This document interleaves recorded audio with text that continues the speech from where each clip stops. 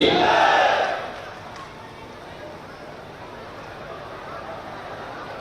आज बहुत कुछ ना कहते हुए, क्योंकि हम सब लोग पूज्य महाराज जी को सुनने आए हैं और हम लोगों का जो प्रोग्राम था बहुत पहला प्रोग्राम है, बहुत जल्दी में।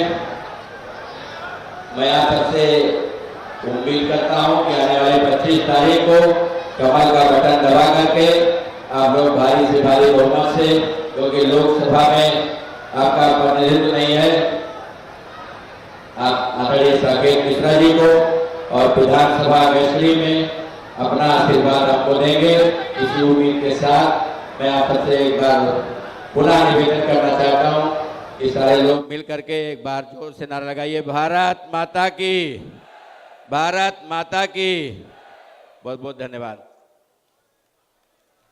धन्यवाद आदरणीय सैलू भैया, जिनको सुनने के लिए हम यहाँ बैठे थे। हमारे लोकप्रिय यशस्वी मुख्यमंत्री उत्तर प्रदेश आदरणीय योगी आदित्यनाथ जी महाराज का आगमन हमारे प्रांगण में हो गया, मंच पर हो गया। हम सभी करतल ध्वनि से उनका स्वागत अभिनंदन करते हैं। गूंज रहे हैं तीन ही नाम, योगी मोदी जय श्री राम। गूंज रहे हैं तीन ही नाम, गूंज रहे हैं तीन ही नाम, भारत माता की जय। अब मैं अपने लोकसभा के प्रत्याशी बड़े भाई आदरणीय साकेत मिश्रा जी से अनुरोध करता हूं कि आवें और आए हुए कार्यकर्ताओं का मार्गदर्शन करने की कृपा करें। जय श्री राम। माननीय मुख्यमंत्री महोदय, मंचासीन सभी सम्मानित साथीगण, मेरे प्यारे परिवार, जब जब हमारे देश में संकट आता है तो हमारे देश में महान पुरुष पैदा होते हैं जो कि देश को संकट से बचाते हैं। आज हमारे देश में डबल इंजन साधु आए हैं, माननीय नरेंद्र मोदी जी और हमारे माननीय प्यारे श्रद्धेय मुख्यमंत्री माननीय योगी आदित्यनाथ जी। और ये दोनों लोग हमारे देश के ऊपर जो जो संकट है उनको उतारेंगे। एक क्रांति कर रहे हैं जो कि विकास की क्रांति है। आप सबसे केवल एक निवेदन है कि जो विकास की क्रांति है, जिसमें रोटी, कपड़ा, मकान, बिजली, स्वास्थ्य, शिक्षा, जो जो चीज से हम लोग को वंचित किया गया था, दिलाया जा रहा है, उस क्रांति में आप लोग सैनिक बने। 25 तारीख को कमल का बटन दबाएं, लोकसभा के लिए भी और विधानसभा के बाईपोल के भी, जिससे माननीय योगी जी, माननीय मोदी जी के हाथ में ताकत आए, देश को बचा सकें, देश को महान बना सकें। करेंगे ना सब लोग? हाथ उठा कहिए। देश को बचाने के लिए अब जिम्मेदारी आप लोग की है। जय श्री राम, भारत माता की।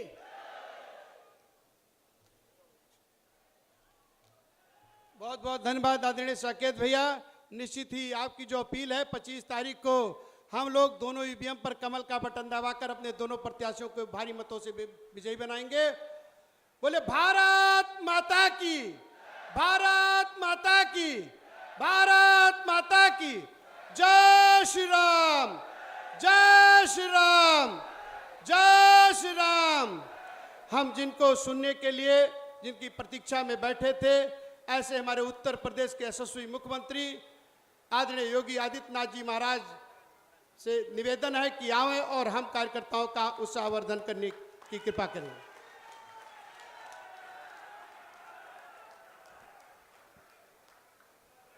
भारत माता की, भारत माता की, भारत माता की। वंदे वंदे वंदे। भारतीय जनता पार्टी के जिला के अध्यक्ष श्री प्रदीप सिंह जी,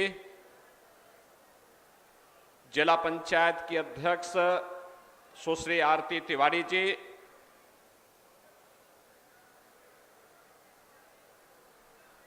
अनुसूचित जनजाति मोर्चा के क्षेत्रीय अध्यक्ष श्री मंगल प्रसाद थारू जी, हमारे ब्लॉक प्रमुख पंचपेड़वा श्री मनोज तिवारी जी, ब्लॉक प्रमुख गैसड़ी श्री शक्ति सिंह जी, नगर पंचायत अध्यक्ष पंचपेड़वा श्री रवि वर्मा जी, नगर पंचायत अध्यक्ष गैसड़ी श्री प्रिंस वर्मा जी, पूर्व सांसद श्री दद्दन मिश्रा जी, पूर्व जिलाध्यक्ष श्री राकेश सिंह जी, नवीन विक्रम सिंह जी, लोकसभा के लिए आपके लोकप्रिय प्रत्याशी श्री साकेत मिश्रा जी,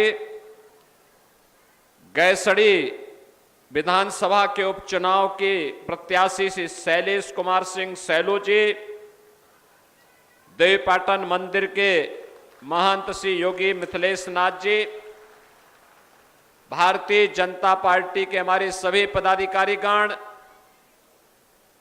सहयोगी दलों के हमारे सभी पदाधिकारीगण और भारी संख्या में उपस्थित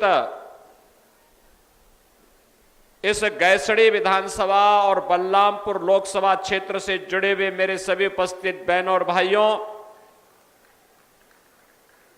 मैं सबसे पहले मां पाटेश्वरी के इस पावन धाम में स्थित इस पूरे जनपद के आप सभी मतदाता बहनों और भाइयों का इस पावन धरा को नमन करते हुए आप सबका मैं हृदय से अभिनंदन करता हूं, स्वागत करता हूं। आप सब जानते हैं कि लोकसभा चुनाव के 5 चरण संपन्न हो चुके हैं और छठे चरण में आप सभी को अपने मताधिकार का उपयोग 25 मई को करना है। बहनों और भाइयों, पूरे देश के अंदर 11 राज्यों में मुझे जाने का अवसर प्राप्त हुआ है और मैं कह सकता हूं पूरे देश के अंदर लोगों के मन में एक ही स्वर और एक ही नारा गूंज रहा है। हर एक जनता की एक ही तमन्ना है और वह तमन्ना उनके नारों में गूंज रहा है कि फिर एक बार, फिर एक बार, फिर एक बार और अब की बार, अब की बार 400 पार। जब 400 पार की बात जनता जनार्दन के मुंह से निकलती है तो समाजवादी पार्टी और कांग्रेस का जो ये इंडी गठबंधन है, इन सबको चक्कर आने लगता है। ये लोग घबरा जाते हैं कि 400 पार का लक्ष्य कैसे पूरा होना है। बहनों और भाइयों, जनता जनार्दन इसका भी जवाब दे देती है। जनता ही इनको बता देती है कि जो राम को लाए हैं हम उनको, और ये लोग ठहरे समाजवादी पार्टी और कांग्रेस का जो गठबंधन है, ये जो ठहरे राम विरोधी, इन लोगों को ये राम के तो विरोधी हैं ही, लेकिन वोट के लिए ये देश का विरोध भी कर रहे हैं, गरीब का विरोध कर रहे हैं, अनुसूचित जाति, जनजाति, पिछड़ी जाति के लोगों के हकों पर सेंधमारी करने का कुत्सित प्रयास कर रहे हैं। इनके द्वारा जो षड्यंत्र होने जा रहा है उसके प्रति आगाह करने के लिए आज मैं आपके बीच में यहां पर उपस्थित हुआ हूं। बहनों और भाइयों, पूरे देश के अंदर हमने एक नए भारत का दर्शन किया है। आज जो परिवर्तन हम सबको नजर आ रहा है, ये मोदी जी के परिश्रम का, उनके विजन का, उनके मिशन का परिणाम है। दुनिया के अंदर हम सब भारतवासियों का सम्मान बढ़ा है, भारत की सीमाएं सुरक्षित हुई हैं, भारत के अंदर आज आतंकवाद और नक्सलवाद के बारे में, उनकी गतिविधियों की अनैतिक और राष्ट्र विरोधी गतिविधियों को कोई प्रश्रय नहीं दे सकता, और जो भी प्रश्रय देगा तो उसे मालूम है कि उसके लिए लेने के देने पड़ जाएंगे।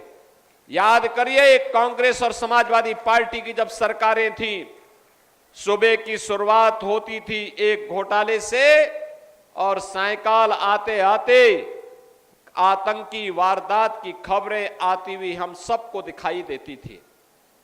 बहनों और भाइयों, ये जो सरकारों की, उस समय की सरकारों का नकारापन था, उसका भुक्तभोगी जनता जनार्दन को बनना पड़ता था। आज की स्थिति आप सबके सामने है। आज तो आतंकवाद और नक्सलवाद पर नकेल कसा गया। अब तो मैं कहता हूं, पटाखा भी जोर से फट जाए तो पाकिस्तान सफाई देता है कि मेरा हाथ नहीं है, क्योंकि इसे मालूम है ये नया भारत है। ये नया भारत किसी को छेड़ता नहीं है, लेकिन कोई छेड़ता है तो उसको छोड़ता भी नहीं है, और इसीलिए पाकिस्तान सफाई देते हुए फिरता है। बहनों और भाइयों, विकास के बड़े बड़े कार्य हाईवे के रूप में, रेलवे के रूप में, मेट्रो के रूप में, एक्सप्रेसवे के रूप में, one district one medical college के रूप में, IIT, IIM, AIIMS, IIIT, NIT और वर्ल्ड क्लास यूनिवर्सिटी के रूप में तो देखने को मिल ही रहा है। हर घर नल के रूप में भी, हर घर में नल और हर नल में जल जैसी योजनाओं के माध्यम से भी उसका लाभ आज जनता जनार्दन को मिलता हुआ दिखाई दे रहा है। बहनों और भाइयों, ये जो लाभ है, यह लाभ इस बात को बताता है कि भारतीय जनता पार्टी के द्वारा मोदी जी के नेतृत्व में जो परिवर्तन लाया गया है, पूरे देश के अंदर बनाया गया है, उसका लाभ लाने का प्रयास हुआ है। और यही नहीं, याद करिए, ये समाजवादी पार्टी की प्रदेश में सरकार थी, केंद्र में कांग्रेस की सरकार थी। समाजवादी पार्टी की प्रदेश की सरकार के समय गरीब भूख से मरता था, किसान आत्महत्या करता था, नौजवान पलायन करता था, बेटी और व्यापारी सुरक्षित नहीं थी, माफियाओं का आतंक था। और आज मोदी जी के समय में 80 करोड़ लोगों को फ्री में राशन की सुविधा का लाभ प्राप्त हो रहा है। ये नया भारत है। हर गरीब को 5 लाख रुपए की आयुष्मान भारत का कार्ड प्राप्त हो गया है। वह कहीं भी जाकर के अपना उपचार करा सकता है। 60 करोड़ लोगों को यह सुविधा देश के अंदर प्राप्त हो रही है। याद करिए, गरीबों का पहला सरकार से कोई पैसा आता था, वह पेंशन का हो या कोई मुआवजा हो या कोई अन्य किसी प्रकार का कंपनसेशन, आप याद करिए, पहले उसमें कमीशन खोरी होती थी। मोदी जी ने जनधन अकाउंट खोल दिए, आज पैसा सीधे आपके अकाउंट में जाता है, कोई मीडिएटर नहीं होता है, कोई मध्यस्थ आपका पैसा मार नहीं सकता है। यह भी हम सबको देखने को मिलता है। किसान को किसान सम्मान निधि का लाभ प्राप्त हो रहा है। 12 करोड़ किसान देश के अंदर किसान सम्मान निधि का लाभ प्राप्त कर रहे हैं। 12 करोड़ गरीबों के घर में शौचालय बन गए हैं। 10 करोड़ गरीबों को उज्ज्वला योजना का कनेक्शन मिल गया है। और मोदी जी ने कहा है कि 70 वर्ष से ऊपर का जो भी बुजुर्ग होगा उसको हम 5 लाख रुपए प्रतिवर्ष उपचार के लिए आयुष्मान भारत के कार्ड की सुविधा उपलब्ध करवाएंगे। राशन की सुविधा अनवरत जारी रहेगी। किसान सम्मान निधि का लाभ भी लोगों को मिलता रहेगा। और 4 करोड़ गरीबों के मकान बन गए हैं। बाकी जितने बचे हैं, इन सबको भी एक एक आवास अगले 5 वर्ष के अंदर उपलब्ध करवाने का काम करेंगे। बहनों और भाइयों, आपने देखा होगा, यहां सम्मान भी है, सुरक्षा भी है, विकास भी है, गरीब कल्याण भी है। और थारू जनजाति से जुड़े हुए क्षेत्रों में तो हम लोगों ने पहले ही यहां मकान की सुविधा लोगों को उपलब्ध करवाने का काम किया है। जो बचेंगे उनको भी हम अगले 2-3 वर्ष के अंदर मकान दिलाने का काम करेंगे। आज थारू संस्कृति को पुनर्जीवित करने के लिए यहां पे हम लोगों ने एक म्यूजियम भी बनाया है। म्यूजियम के माध्यम से भी यहां को एक नई पहचान दिलाने का काम हो रहा है। बहनों और भाइयों, विकास के लिए पहले इन क्षेत्रों में आना अत्यंत दूभर था, आज बेहतर सड़क बनी है। आज आने के लिए बिजली सड़क है तो बिजली भी है। पहले लोग गड्ढों का पानी और तालाब का पानी पीते थे, आज पाइप पेयजल की स्कीम लागू हो रही है। हर घर तक नल पहुंचाया जा रहा है और नल से शुद्ध जल उपलब्ध करवाने का काम भी उपलब्ध करने का प्रयास हो रहा है। बहन और भाइयों, आप याद करिए बलरामपुर जिले में लोग बोलते थे यहां विकास कभी नहीं होगा। मुझे कभी देवीपाटन मंदिर में आना होता था, मैं देख के ताजुब करता था कि अगर मैं गोरखपुर से चलता था तो भी मुझे 6 घंटे लगते थे। गोंडा से आता था तो गोंडा के रास्ते भी मुझे गोरखपुर से आना होता था, तो भी बहनों और भाइयों मुझे 8 घंटे लगते थे।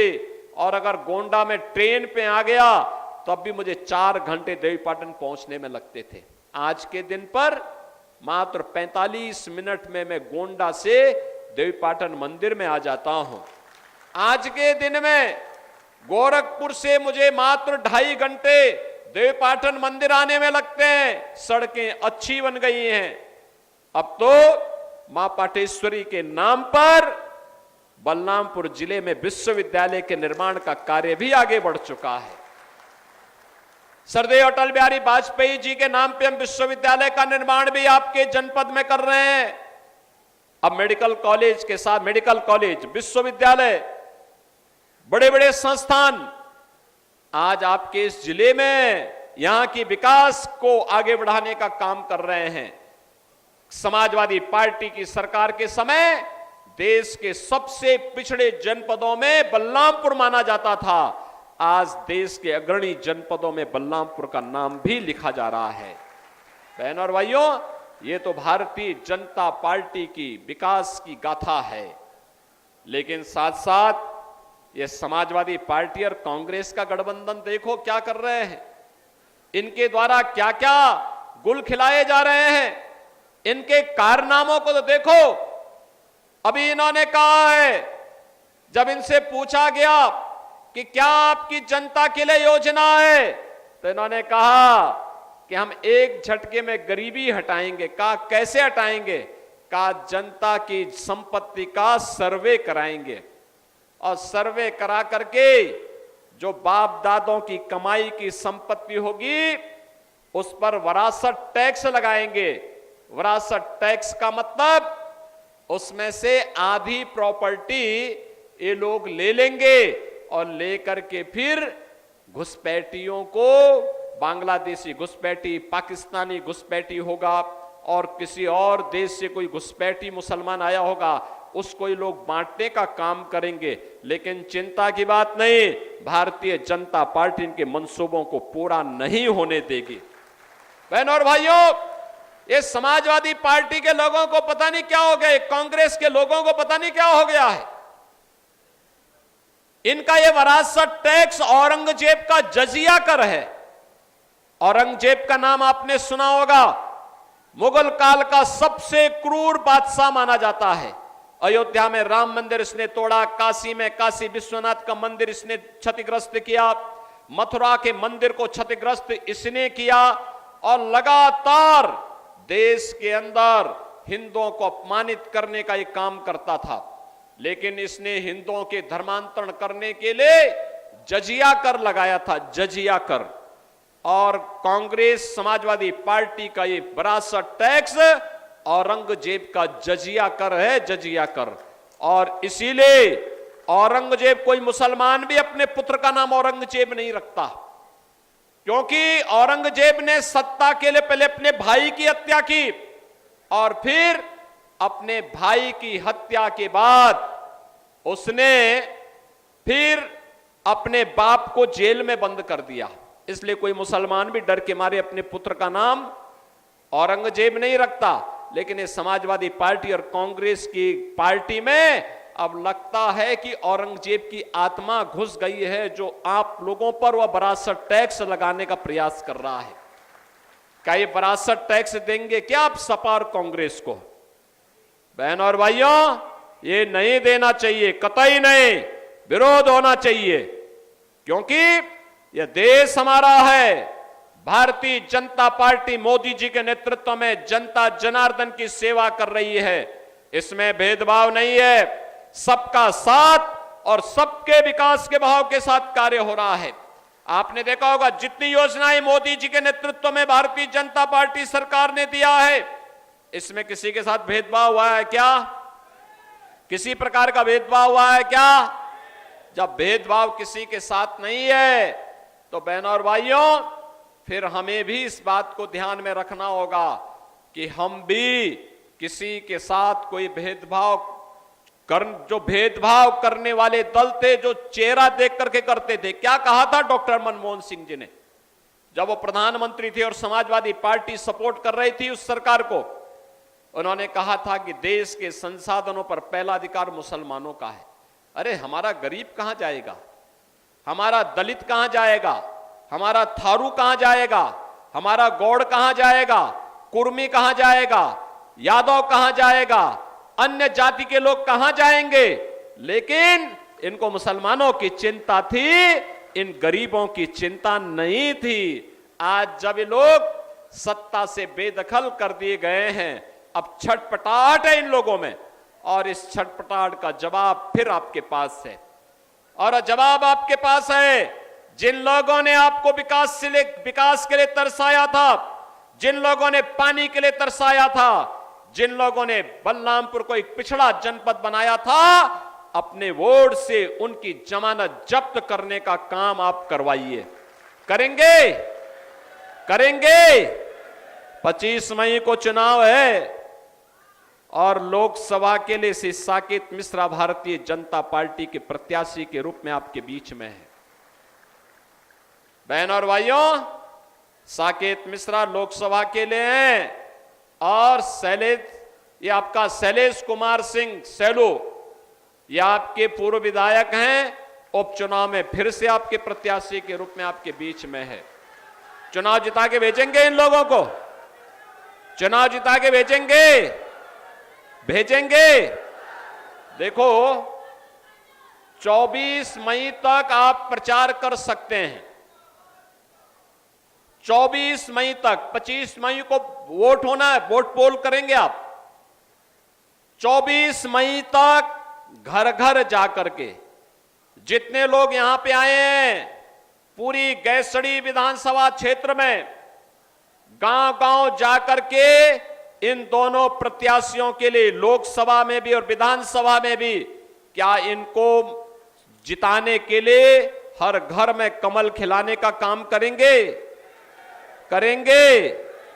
घर घर जाएंगे, मोदी जी का संदेशा घर घर पहुंचाएंगे।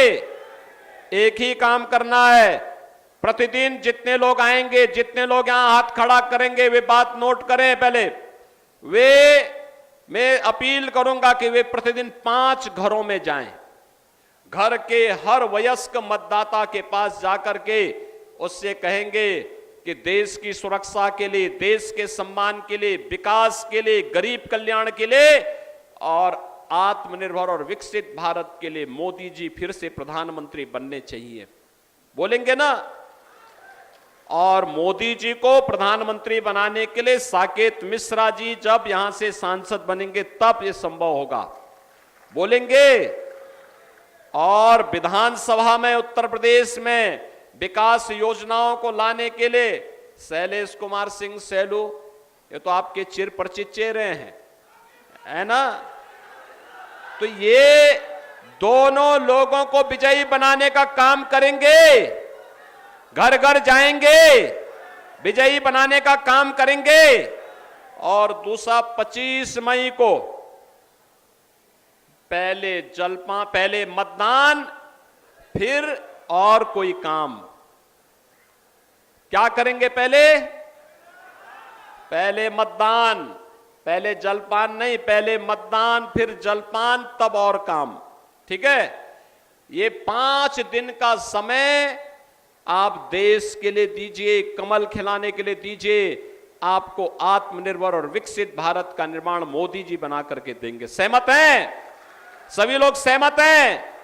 जहां तक मेरी आवाज जा रही है, दोनों हाथ उठा करके मेरे सामने बताओ। ये सड़क वाले लोग भी, बाहर भी जितने लोग खड़े हैं वे सब लोग मुझे बताएं, क्या आप लोग करके दिखाएंगे? करके दिखाएंगे? तो मेरे साथ बोलेंगे, भारत माता की, भारत माता की, भारत माता की जय श्री राम, जय जय श्री राम, जय जय श्री राम।